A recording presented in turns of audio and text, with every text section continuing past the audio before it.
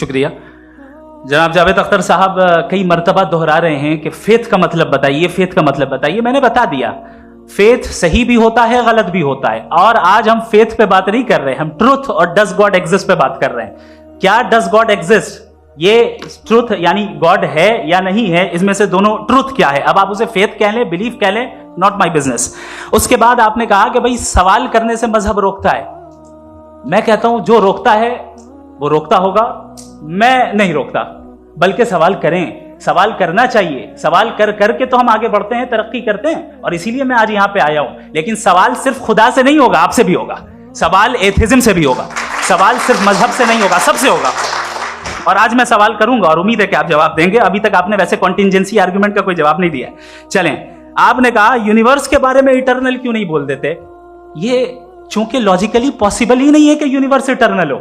Universe एक contingent चीज है जो टाइम एंड स्पेस के पाबंद है, टाइम एंड स्पेस से बाउंड है। जो टाइम एंड स्पेस से बाउंड होगा वो कॉन्टिंजेंट होगा, जो कॉन्टिंजेंट होगा वो उसकी बिगिनिंग हुई होगी, जिसकी बिगिनिंग हुई होगी वो इटर्नल नहीं हो सकता। ये तो कॉमन सी बात है। आपने कहा कि किसी मजहबी किताब में डायनासोर का जिक्र नहीं है। अफसोस कि आज तक किसी मैथमेटिक्स की किताब में मुझे डायनासोर का जिक्र नहीं मिला। तो इसका मतलब मैथमेटिक्स की किताब बेकार है? नहीं, उसका वो टॉपिक नहीं है। रेवलेशन का और मजहबी किताबों का टॉपिक ये नहीं है कि आपको आके बताए साइकिल कैसे बनाते हैं, या आकर ये बताएं कि जो है डायनासोर कब था। वो तो मोरालिटी सिखाने आया है, गॉड के बारे में बताने आया, नॉन फिजिकल रियलिटी की हकीकत को सिखाने के लिए आया। रिलीजियन साइंस को रोकता है? नहीं रोकता। अगर रोकता है तो गलत करता है। रिलीजियन साइंटिज्म को रोकता है, जिसमें हमारे जावेद साहब मुब्तला है। साइंस और साइंटिज्म में फर्क है। साइंटिज्म यह है कि आप समझें कि साइंस और साइंटिफिक मेथोडोलॉजी ये नॉलेज को हासिल करने का वाहिद सोर्स ऑफ नॉलेज है। यह है साइंटिज्म।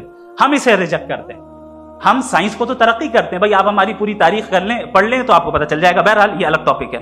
उसके बाद इन्होंने एक लफ्ज कहा, वेटिकन ने फतवा दिया। वेटिकन का फतवे से कोई ताल्लुक नहीं है, दोनों कॉन्ट्राडिक्टरी अल्फाज हैं। उसके बाद उन्होंने कहा कि भाई हमें नहीं मालूम। अगर नहीं मालूम तो क्लियरली कह देना कि नहीं मालूम है, इसमें क्या हर्ज है। तो वही तो मैं कह रहा हूं ना कि आप कह दें कि नहीं मालूम, लेकिन क्लेम क्यों कर रहे हैं कि गॉड एग्जिस्ट नहीं कर रहा है। आप कह दें नहीं मालूम है, हो सकता है हो सकता ना हो, लेकिन आप क्लेम कर रहे हैं। The moment you say God does not exist, this is a claim, and now the burden of proof is upon you too, जैसे हमारे ऊपर है। और क्यों है मैं बताता हूं, क्यों है ये भी मैं बताता हूं। फिलोसॉफिकली जो क्लेम होता है ना, सिर्फ ये नहीं होता कि इंसान कहे पॉजिटिव क्लेम करे और नेगेटिव क्लेम करे तो बर्डन ऑफ प्रूफ नहीं है। आप मिसाल के तौर पे मैं कहूं कि फुला उस कमरे में कोई नहीं है, मैंने एक नॉलेज का क्लेम किया है। उस कमरे में कोई नहीं है, मैंने एक नॉलेज का क्लेम किया। या तो मैं कहूं मुझे नहीं पता, हो भी सकता है नहीं भी हो सकता है, this is not a claim. लेकिन जब मैं कह रहा हूं कि वहां कोई नहीं है, या मैं कह रहा हूं वहां कोई है, दोनों क्लेम है और दोनों के ऊपर बर्डन ऑफ प्रूफ है। हमारे ऊपर भी बर्डन ऑफ प्रूफ है। मैंने कंटिजेंसी आर्ग्यूमेंट दिया, इसे तोड़कर दिखाइए। आखिरी चीज, इन्होंने कहा कि खुदा दुनिया बनाने से पहले 150 साल पहले या करोड़ों साल पहले क्या कर रहा था। अरे हजरत, चलें बहरहाल मैं जवाब दे देता हूं। आप हमारे रिस्पेक्टेड पर्सनैलिटी हैं, अगर आप नहीं होते तो मैं इसे एंटरटेन ही नहीं करता। टाइम ये 100 साल पहले या 100 साल बाद, पहले बाद में अभी, ये वो अल्फाज हैं जिनका ताल्लुक टाइम से है। टाइम शुरू ही हुआ है यूनिवर्स की बिगिनिंग के बाद, तो उसके पहले खुदा क्या कर रहा था? सवाल इलॉजिकल है, ये फेलेसी है। यानी आप ये कह रहे हैं कि यूनिवर्स के बनने से पहले खुदा क्या कर रहा था? टाइम के बनने से पहले, पहले का ताल्लुक टाइम से, टाइम उस वक्त था ही नहीं, तो ये सवाल ही इनवैलिड है खुदा के ताल्लुक से। दूसरी चीज, आर्ग्यूमेंट ऑफ कंटिजेंसी जो मैंने आपके सामने पेश की है, आपने बार बार ये प्रूफ किया और ये कह रहे हैं कि गॉड ऑफ गैप्स। देखिए पहले नहीं मालूम था, साइंस ने कर दिया। सिंपल की मिसाल से मैं समझा देता हूं। जिस गैप्स की आप बात कर रहे हैं ना, साइंस उन गैप्स को जिन चीज के जरिए भी प्रूव करेगा वो कॉन्टिंजेंट ही होगा। अब चाहे वो फोर्स हो, मैटर हो या एनर्जी हो। लिहाजा सवाल हमारा उस वक्त भी वैलिड होगा जब तक कि आप नेसेसरी बीइंग पे ना आ जाएं।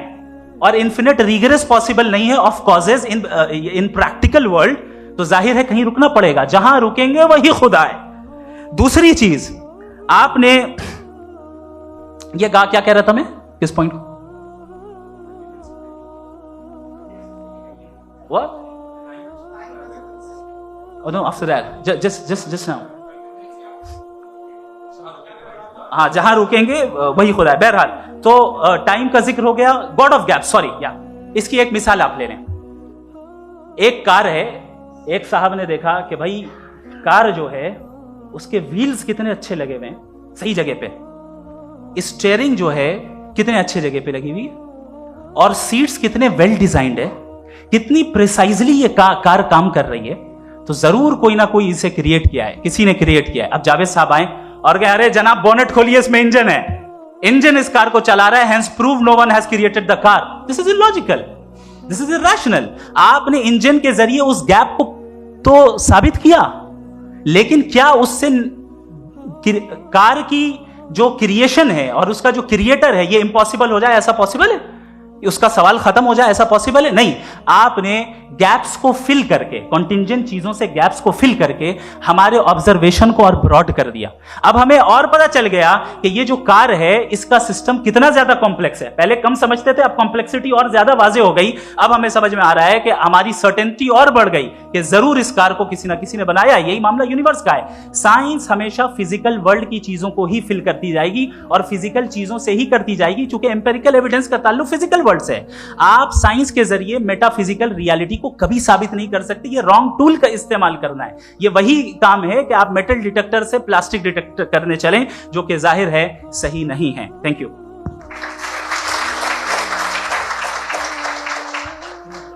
जी, ये आर्ग्यूमेंट का राउंड 2 है. हाँ। 7 मिनट है. पहले तो मैं आपसे अर्ज करूं कि आपने कहा कि जब कायनात ही नहीं थी तो वक्त भी नहीं था, कुछ भी नहीं था. कैसे नहीं था? खुदा था. एक एग्जिस्टेंस तो था ना खुदा का. तो जब खुदा था तो वक्त भी होगा. ऐसा नहीं कि कुछ भी नहीं था, खुदा था. अच्छा, बाकी एक आपने कहा साहब आप साबित कीजिए, आपके पास भी लॉजिक है या मेरे पास भी लॉजिक है. आप मेरा जिम्मेदारी नहीं है साबित करना कि खुदा है. बर्टन रसल ने बड़ी अच्छी बात कही. बर्टन रसल ने बड़ी अच्छी बात कही. मैं आपसे अगर ये दावा करूं कि एक चाय की केतली मरीख के चारों तरफ घूम रही है, मार्स के चारों तरफ, तो यह आपका काम नहीं है कि आप साबित करें कि कोई चाय की केतली नहीं है. ये मेरा काम है, मैंने दावा किया है. ये दावा तो मजहबी लोग करते हैं कि खुदा है. मैं क्यों साबित करूं कि नहीं है? जब तक आप मुझे कन्विंस नहीं कर देंगे मैं नहीं मानूंगा. आपकी जिम्मेदारी है, मेरी जिम्मेदारी नहीं है. दोयम ये कि ये जो आप कह रहे हैं, जो गैप्स हैं, ये गैप जब जब किसी मजहब को चैलेंज करते हैं, जब ऐसा कोई बात आती है तो हंगामा हो जाता है कि जब वो चैलेंज करें किसी फेथ को. ये तमाम साइंस जो है इसे मुख्तलिफ जगहों पे मुख्तलिफ वक्तों में मजहब ने रोकने की कोशिश की है. ये किताब है religion and science, Burton Russell की, पढ़िएगा, अच्छी लगेगी आपको. तारीख ही है साइंस, मजहब की साइंस से उसका यही रिश्ता है. अच्छा, अब ये हम सोचें कि बहरहाल ये वजूद जो है मजहब और ये बिलीव इन गॉड इंसान को बेहतर बना देता है. तो एक काम कीजिए, हिंदुस्तान वर्ल्ड का नक्शा लीजिए और मार्क कीजिए कि रिलीजन कहाँ कहाँ जाता है, कहाँ कहाँ, चाहे वो लैटिन अमेरिका हो या मिडल ईस्ट हो या फार ईस्ट हो या हिंदुस्तान के वो इलाके जहाँ मजहबियत ज़्यादा है.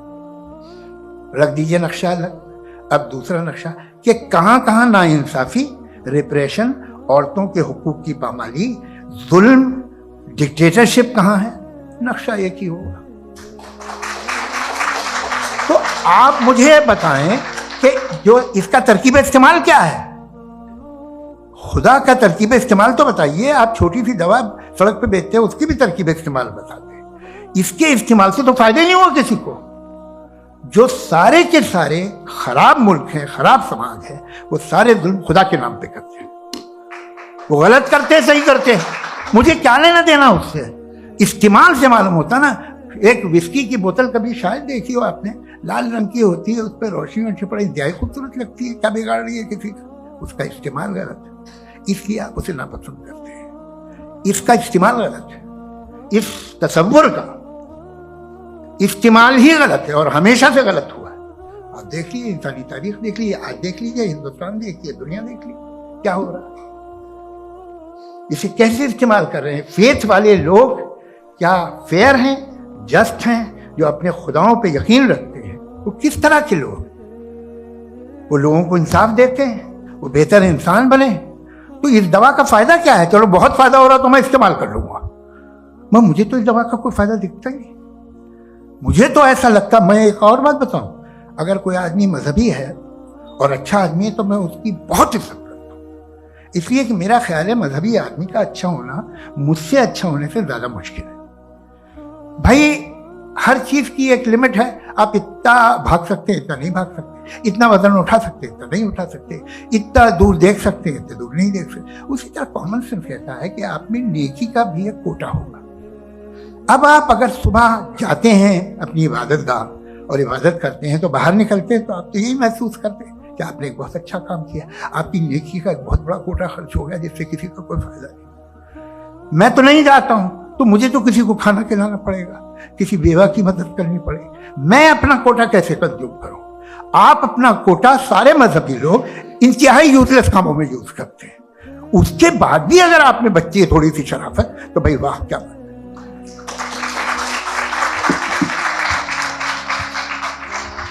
एक तो मुझे ये बात बहुत अच्छी लग रही है कि दोनों ही विद्वान समय को मानते हैं और बहुत समय से अपनी दलीलें और बाज दफा समय से पहले अपनी तकरीरें पूरी करके अपनी अपनी कुर्सी पर बैठ रहे हैं। ये इस आर्ग्यूमेंट का राउंड 2 पूरा हुआ।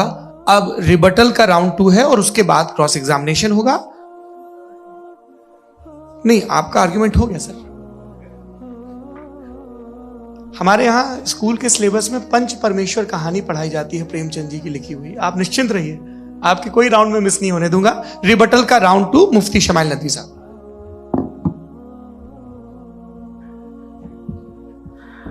असल में जो हकीकी प्रॉब्लम है, असल प्रॉब्लम है वो ये है कि जावेद साहब के पास कॉन्सेप्ट ऑफ गॉड क्लियर नहीं है।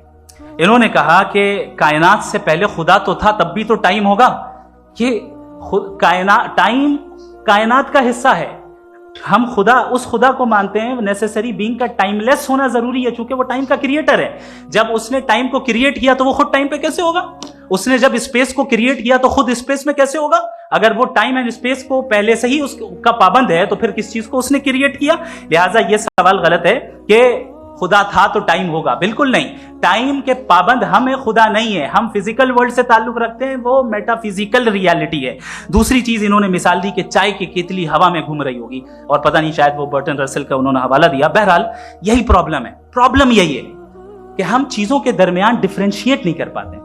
ये जो आपने मिसाल दी ये इमेजिनेशन है, और मैं जो साबित कर रहा हूं वो लॉजिकल नेसेसिटी है। आप इमेजिन करने आए तो कुछ भी करें, जुपिटर में पिंक एलिफेंट होगा, यूनिकॉर्न होगा, करें, उससे कायनात पे क्या फर्क पड़ता है? उससे आप लॉजिकल नेसेसिटी साबित नहीं कर सकते।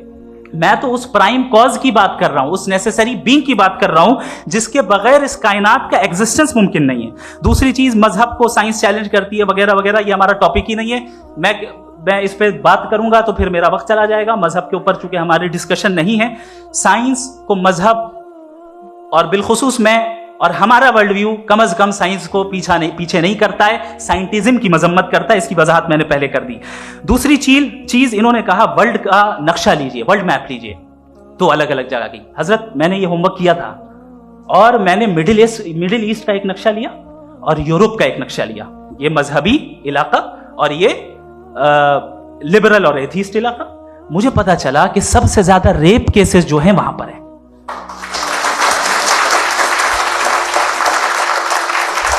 मुझे ये पता चला यूएन की रिपोर्ट के मुताबिक, मैं अपने घर से नहीं लेके आ रहा, कि जो वर्किंग वुमेन है यूरोपियन कंट्रीज में, उसमें 81% वुमेन सेक्सुअल हैरेसमेंट का वर्क में शुमार हो रही है। ये मिडिल ईस्ट में नहीं हो रहा है, वो मजहबी लोग हैं इसलिए नहीं हो रहा है।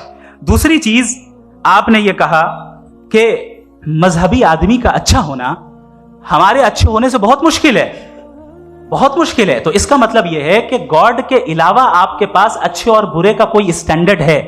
मैं चाहूंगा कि कन्वर्सेशनल स्टाइल वाले डिस्कशन और सेगमेंट पे इसी पे बात कर लेते हैं। Thank you very much.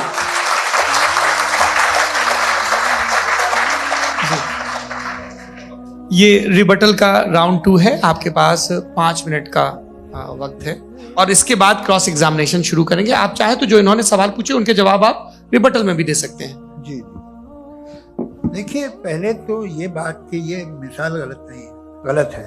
इन्होंने पहले ही हमको डिसार्म कर दिया, कल अकल से मामला सॉल्व नहीं हो सकता, लॉजिक से आप पहुंच नहीं सकते। ये एक मेटाफिजिकल चीज है। मेटाफिजिकल अजीब सा लफ्ज है, ठीक से किसी को माने नहीं मालूम इसके, तो ऐसा लगता है कुछ बड़ी चीज है। अरे भाई क्या होता है मेटाफिजिकल, बताओ, खड़ी हो। ये एक लफ्ज है जो कहीं भी इस्तेमाल हो जाता है। जब आप एक बात कर रहे हैं और आप मुझसे बहस कर रहे हैं तो मुझे मेटाफिजिकल मत बताइए, आप लॉजिकली मुझे प्रूफ किए। और अगर लॉजिकली आप नहीं बात करते साहब ये मेटाफिजिकल है, तो फिर हम आप बात क्या कर रहे हैं? मेरा आपका किस जबान में कॉन्वर्सेशन होगा? और ये कहना कि वक्त पहले नहीं था, तो फिर क्यों कहते हैं ये हमेशा से हमेशा रहेगा? हमेशा वक्त है, तो आप कैसे कहते हैं वो हमेशा से है और हमेशा रहेगा? हमेशा का मतलब है कोई वक्त, अगर वक्त ही नहीं है तो हमेशा कैसे? बाहर वो रहेगा। अब मैं ये देखता हूं, आपने कहा ना कि वहां रेप ज्यादा होते हैं, तो हम एक बात देखते हैं, ये दुनिया जिसमें वो कादर मुतलक है, जिसकी मर्जी के बगैर पत्ता भी नहीं हिलता, ओमनीपोटेंट है, ये दुनिया चल कैसे रही है? और इस दुनिया का हाल क्या है? 45,000 बच्चे जो 10 साल की उम्र से कम थे वो गाजा में मरे। भूख से काला हांडी में बच्चे मरते हैं और डिप्थेरिया से मरते हैं। डिप्थेरिया अजीब मर्ज है, गले में जाली बनना शुरू होती है, बच्चा नीला हो जाता है, गरीब का बच्चा, इसलिए क्यों पास ये कादर मुतलक है जो जाए कर दे। इसलिए आप दुआएं मांगते हैं हमारी, ये काम कर दे वो कर दे, तो इसका मतलब डे टू डे लाइफ में वो इंटरफेयर करता है और ये देख रहा है वो। अगर वो वाकई भी है फॉर डिस्कशन सेक, तो मैं जब दुनिया देखता हूं तो मेरे दिल में उसके लिए कोई इज्जत नहीं पैदा होती। ये क्या कर रहे हो तुम पूरे ऑल पावरफुल हो, ओमनीपोटेंट हो, ओमनी प्रेजेंट हो। तुम तो वहां गाजा में रहे होगे ना, तुम हर जगह हो। तुम देख रहे थे कि बच्चे की कैसे धज्जियां उड़ रही, तुम देख रहे थे, और तुम चाहते हो मैं तुम्हारी परस्तिश करूंगा, तुम हो भी। अरे यार, इससे अच्छे तो हमारे चीफ प्राइम मिनिस्टर हैं, कुछ तो ख्याल करते हैं। कमाल है, आप किसकी इबादत कर रहे हैं? अगर वो है भी, ये दुनिया नाइंसाफी से, जुल्म से, जबर से, तशद्दुद से भरी हुई है। और आप ये मत कहिएगा कि वो देख रहा है और वो बताएगा एक दिन। अगर वो देख रहा है और इंटरफेयर नहीं करता तो आप दुआ क्यों मांगते? आप कहते मेरा ये काम करा दे, इसके मतलब है वो दखल दे सकता है, वो आपको नौकरी दिलवा सकता है, भले दूसरे आदमी को ना मिले, मगर आपका काम कर देगा चूंकि आपने दुआ मांगी है। तो जब वो आपको नौकरी दिला सकता है, लड़की की शादी कर सकता है, बेटे को ग्रीन कार्ड दिलवा सकता है, तो कम से कम ये जो मर रहे हैं बच्चे, इनको रोक दे, कुछ तो कर। मुझे तो दुनिया में, इस दुनिया का कोई मालिक है, इसका ओमनीपोटेंट कोई रूलर है, और ये दुनिया ऐसी चल रही है। मैं तो चाहूंगा कि भाई ना हो, अगर हो तो बड़ी शर्मिंदगी की बात है। शुक्रिया।